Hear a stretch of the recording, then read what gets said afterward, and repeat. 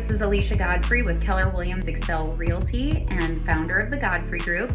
I'm here today to give you mistake number 3 that we made when we went shopping for our first house. So you already know we went out shopping without a pre-approval and saw pretty homes that we could not afford, which set our expectations way too high. You already know that we didn't have our own representation when we went into contract on our first house. And now, probably one of the worst mistakes we made was we didn't have a licensed home inspector perform our home inspection.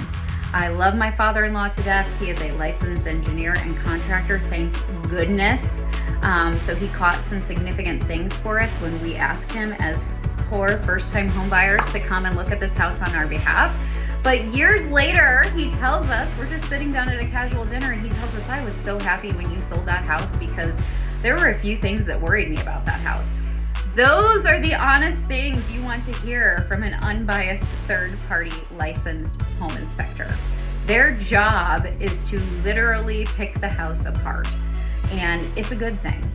It's a good thing for the seller and for the buyer, actually. So the buyer gets the benefit of knowing what they're walking into, and the seller gets the benefit of knowing that the buyer had the opportunity to have that home inspection, did the inspections, and still proceeded with buying the house.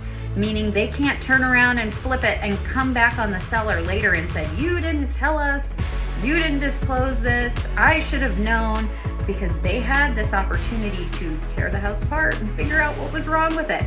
So because we did not have our own realtor representation, we were not told, hey, it's a good idea to have a real inspection. Here's why. And because we went that route, yes, we still bought the house. Yes, we still love the house. Yes, I still love my father-in-law.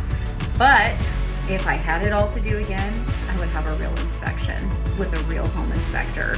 I would pay the money. It's worth it. I tell my buyers now, it's going to cost you $500 to $1,000+ depending on what type of property you're buying, how big. Does it have a septic and a well? Do you need mold testing? Do you need radon testing? What all do you need? At the end of the day, that's money well spent.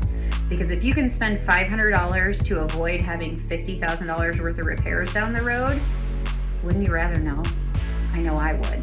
So my last tip to you is, learn from my mistakes. Don't make these mistakes.